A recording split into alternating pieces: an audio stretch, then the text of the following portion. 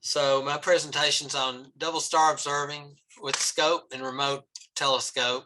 And this was what I started doing Astroleague programs back in the 90s. And this was like this may have been my first program I completed. But I was working on the Messier, the double star, and the lunar about the same time. But this has always been one of my favorite programs, partly because you don't need a great telescope. I had a good telescope, but it's not like looking for faint fuzzies out there and trying to show them. You've got some distinct points of light that are fairly easy to find, and the colors, and there's a little bit more to it than just observing, and we'll go through that. But the Astroleague has some really good programs, and I've got two of them here: the Double Star Club and the Multiple Star program, which is the newest. But they've also got a binocular program and an advanced binocular program. For double stars? Program, For double stars? Yes, for double stars. Wow. Okay. And the double star binocular program I like pretty good. I was able to do it with regular sized binoculars, but the advanced double star program takes bigger binoculars and really good stabilization like that to see a lot of them. Some of them are pretty tough. Okay. There we go. Okay, so why observe and measure double stars? Well, at least half the stars are double or binary systems. Double stars are easier to observe than Messier objects. And a big thing is you learn new observing techniques, and we'll go through some of them tonight. They require a little more than just sketching it and giving your description of it. The information has been used and was the original. I've talked about variable stars before, how they've been used to determine the makeup of stars and stuff like that. But before variable stars, and included in that is measuring double stars, because they determine the mass of star systems and their orbits, and they determine a lot of information from just determining the orbits of double stars. And I'm going to go through a little bit of the history too, and it's amazing when they started doing this observing and measuring double stars. And we can still today, just like with variable stars and maybe exoplanets and stuff like that, but amateurs can make accurate measurements and contribute to maintaining double star catalogs. So you can do citizen science with double stars. A little double star history. Mizar was the first double star to be documented by Castelli back in 1617. Beta Monoceros, and then Galileo did the trapezium in Orion in 1617. Beta Scorpius, Lambda Aries, which is Gamma Aries, which is a nice star. Castor, Z Cancer, and all that. A couple of them are southern stars. All these are in the double star award. They're required for the double star award, so you get a little history there when you do the double star award. William Herschel was pretty remarkable, as we all know. I don't remember exactly, but his NGC catalogs and all that, how many stars are, how many clusters and galaxies are in that? About 4,000 or something. Any of y'all know? I don't know offhand. But he also did double stars, and he put out like 3 double star catalogs that had about, I think, 892 double stars in them.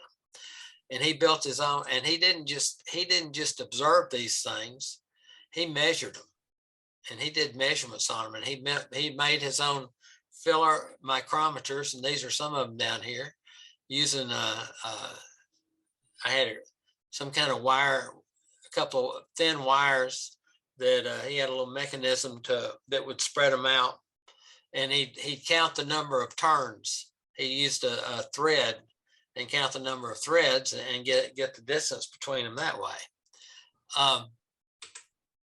But he was the first to determine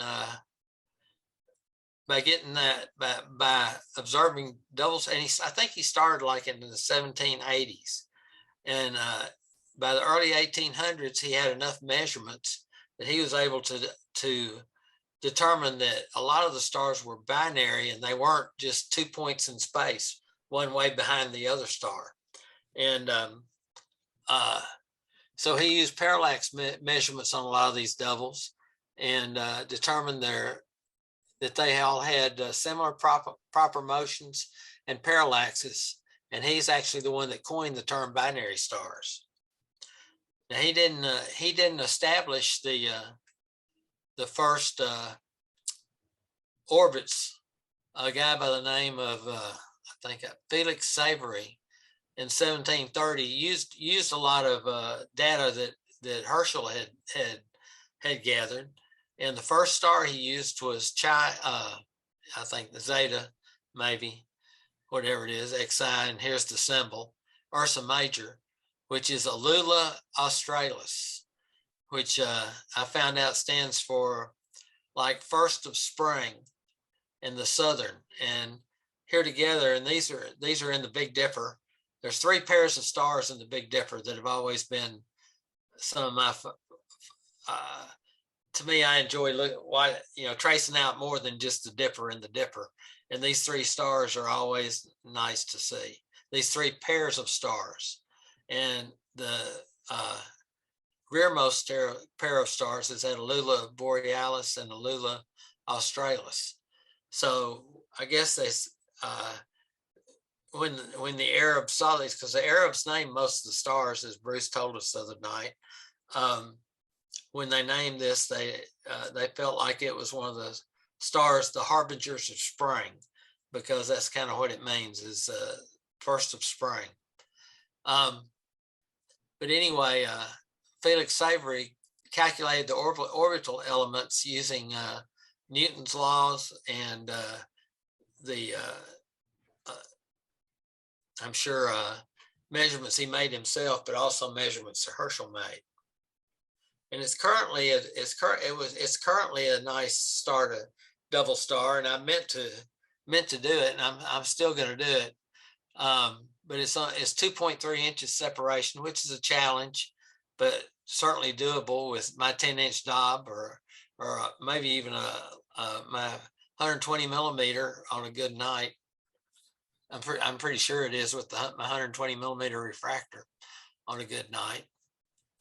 And you can see it goes from like 1 to 3 or something like that, inches of separation over what does it show, 2010, 2005, 2000, over about a 60-year period.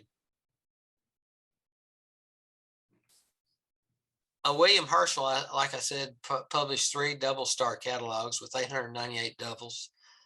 Frederick Wilhelm von Struve published catalogs with 3,112 doubles, and those are designated. We still use his designations, STF, and about 80% of those that he found were new double stars added to the catalogs, and he used a 9.6-inch refractor for his work. But when you get to multiple stars, pretty much mostly of what you're looking for are STF numbers. Other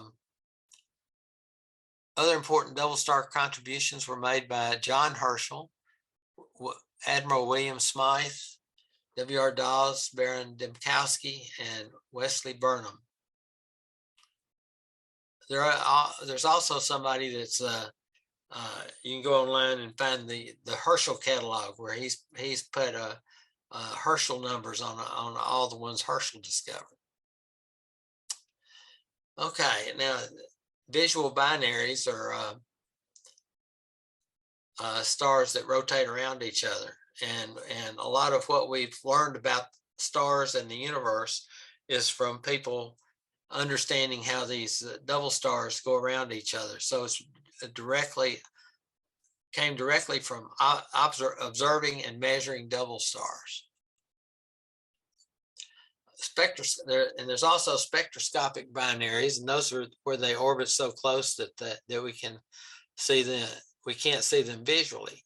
And this is the Alcor system. And you can see Mazar on the right, barely see it doubled, and Alcor on the left. And that's, I forget what the name of it. It's Sidon something or other. Sidon Ludwika, I think, is what a guy named this extra star in Mazar and Alcor. But each one of these Mazar and Alcor are, all have the same proper motion, and they're about the same distance, so they're part of the same system. And all three stars are spectroscopic binaries. So when you look at Mazar and Alcor, you're really looking at 6 stars. And then we've got eclipsing binaries where they're on a plane with the Earth, and you can kind of see when the bright star goes in front of the dim star, there's a little dip, and when the dim star goes in front of the big star, there's a bigger dip, a smaller dip, and it's the other way around. There you go, the small stars in front of the big star. So anyway, Algol is a real nice subject to do, or I think another one might be Beta Lyra. And Algol you can do over one night period. You can every 30 minutes go out and estimate its brightness. And Beta Lyra, I think you can do it nightly for about a couple of weeks.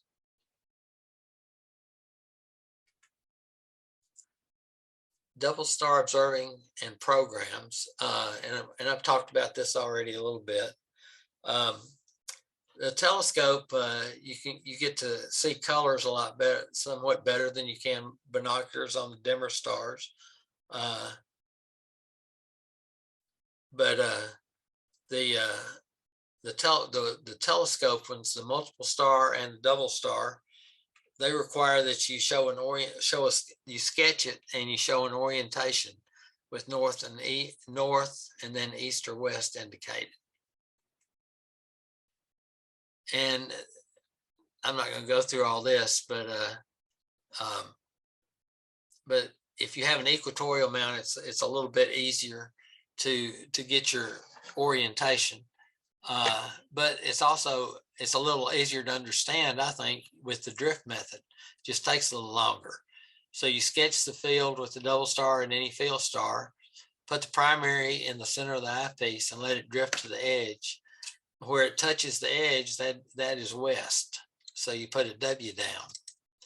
And then if it's binoculars, you just put the N up at the top, and be correctly oriented, 90 degrees, let's see, left, 90 degrees to the right of the W. I like to use a cheat sheet because I have a hard time just remembering it, but or what I usually do is just bump my telescope a little bit and see if it goes north or south. But with a Newtonian scope or any scope without a diagonal, it's 90 degrees north is 90 degrees counterclockwise from west. And if it's let's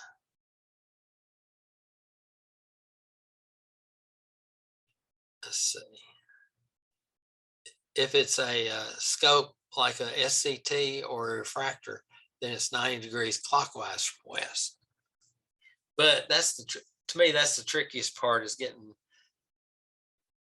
west is pretty easy to find, but sometimes north is a little tricky. And here's just a diagram showing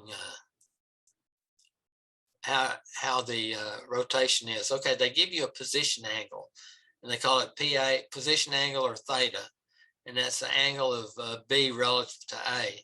So 0 is always at north, and then you're rotating counterclockwise, you're rotating toward the east. And so 90 degrees would be east, 180 south, of course, 270 west. And so that's the way you get your position angle. And they give you the position angle, well, like stellar, Sky Safari. I use Sky Safari a lot, and it gives you both the separation and the position angle, but you also have it on your documents that tell you which stars to use. And so here's a typical document, and here's where I did a few stars on the double star list. And first I did the A and B, and then I let it drift, and you can see that west is not always in the same direction. And these are two different telescopes, evidently. This is an SCT, and this one's a reflector, and that's why north is different. North and the orientation between north and west are different. But in the documentation, they give you, of course, the star name, and sometimes you have to. That's one place that you have to research the star name sometimes to find out what your atlas is calling that star, because there's, like Bruce said the other night, he said there were 67 different star names for Sirius. Well, there's not that many for double stars, but there might be 10 or 11 different names for a double star. And Sky Safari I found was a lot better reference, a whole lot better reference than Stellarium for that. But they give you, of course, the right ascension declination, the magnitudes of the two stars, or more than two stars if there's more than two, the separation, the position angle, and when they last made a measurement. So, and the multiple star program is really similar, except it's multiple stars instead of, and so they would be like A, B, C, and D instead of just A and B. And they give you the magnitudes, the separation, and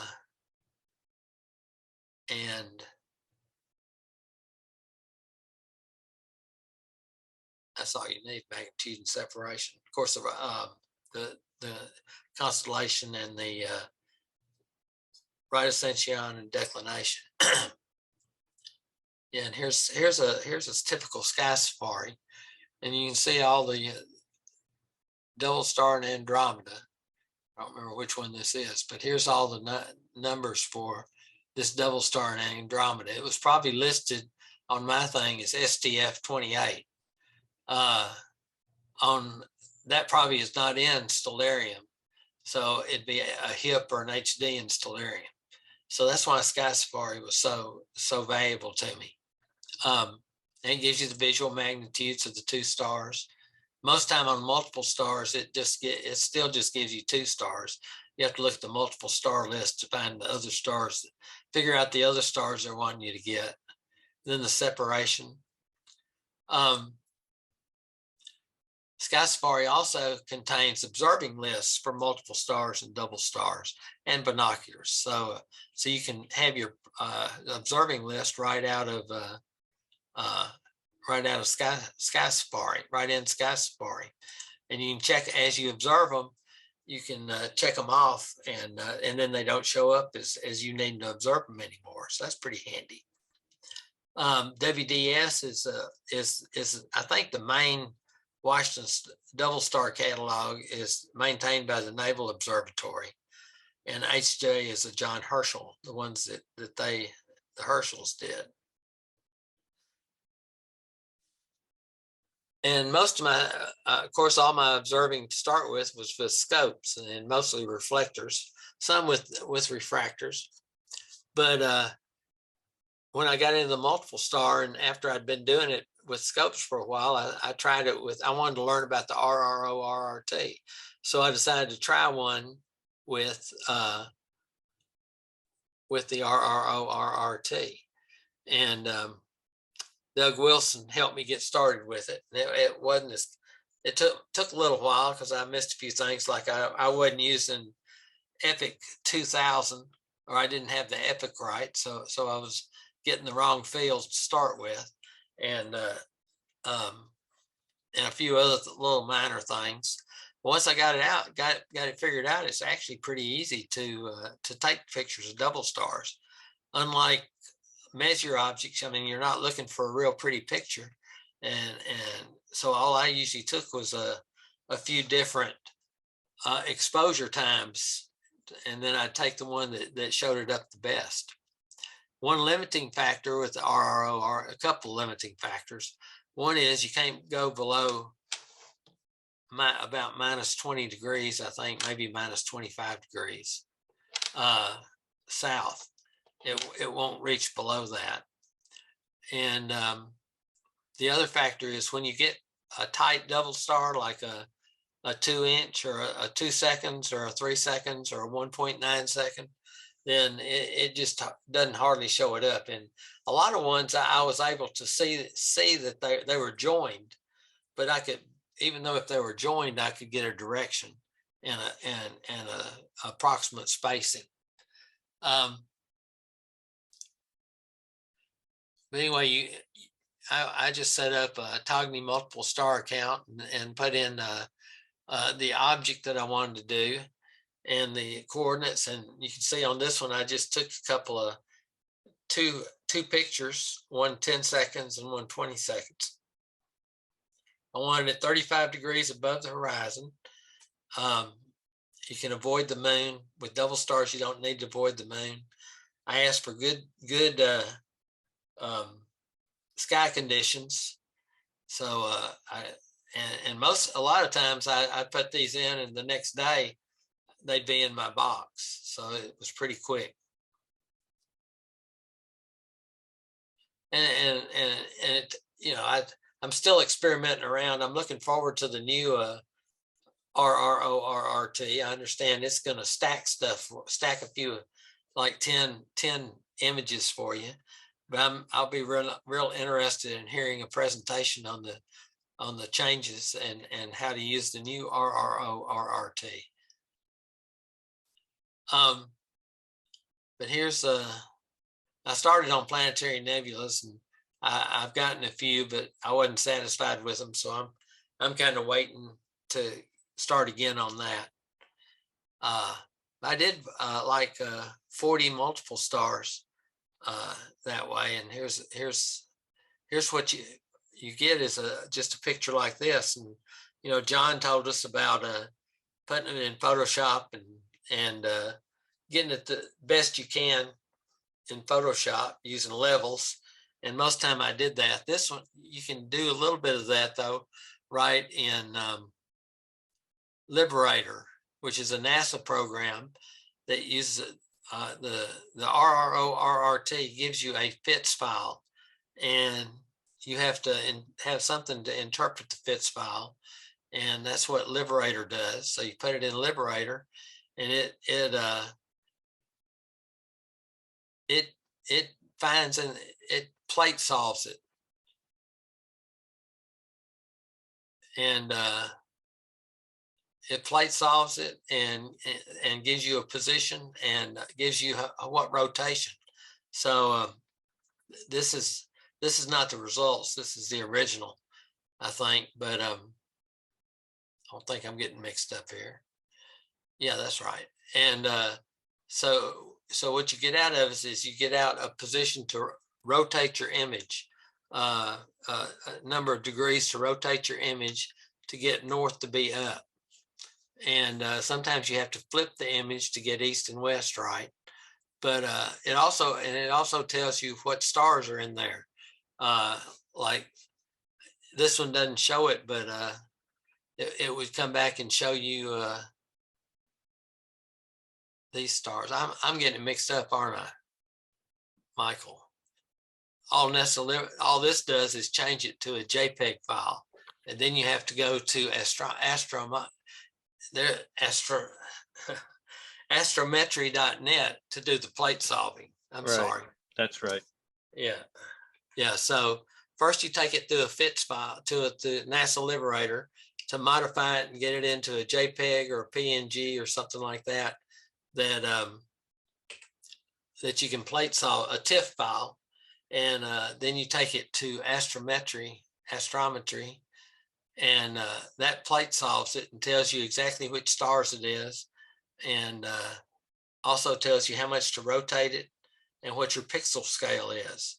So, and it does show it right here. So orientation up is 89.6 degrees east of north, and the pixel scale is 0.752 arc seconds per pixel. So you can get pretty good measurements using those dimensions in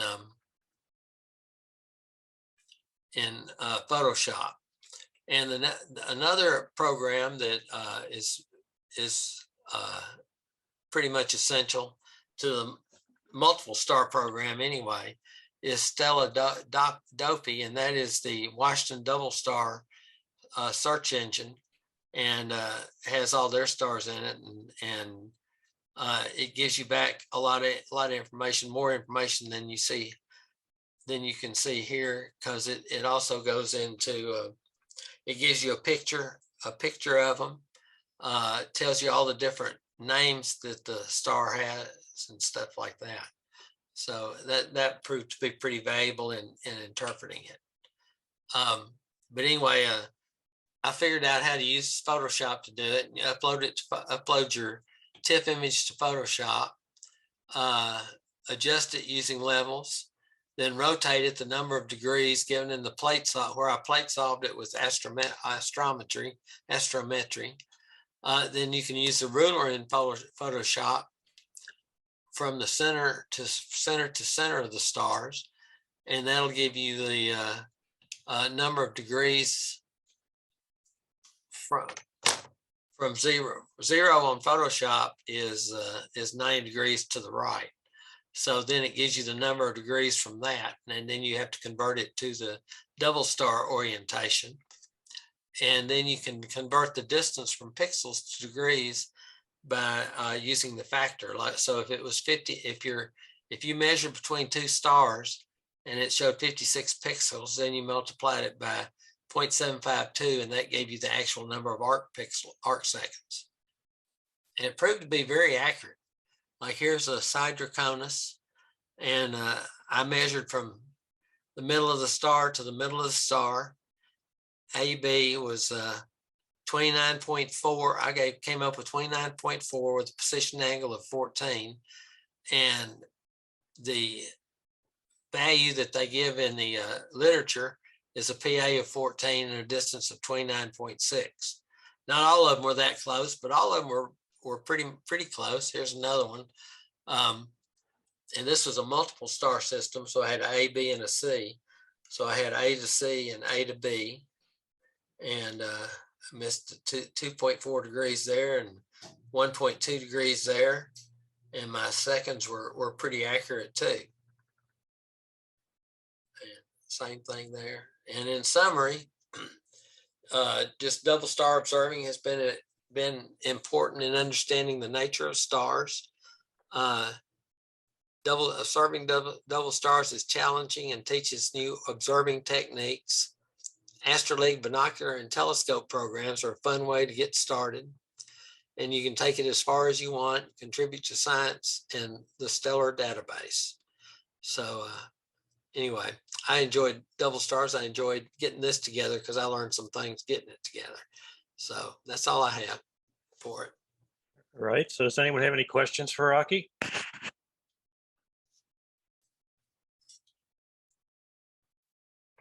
Like, what did you drink to stay up at night and keep your eye on doing all this? It's a lot of meticulous work. Well, when you use the RRO-RRT, yeah, it's easier. It was in the daytime. Right. But when you were using your own scope, yeah, it's well, then I didn't do as good a job. And as I got into the multiple stars, I figured out I wasn't doing a very good job. And I went back and did some new ones with my telescope to try to do a better job of getting position angles and observing. And I really enjoy observing with. You got to do some of the real close ones with your telescope because you can't separate it with the RRO-RRT. Yeah. So you need a good scope for that. and it's really fun to see a close double split in your scope. All right. Well, what I'm going to do is I'm going to stop recording.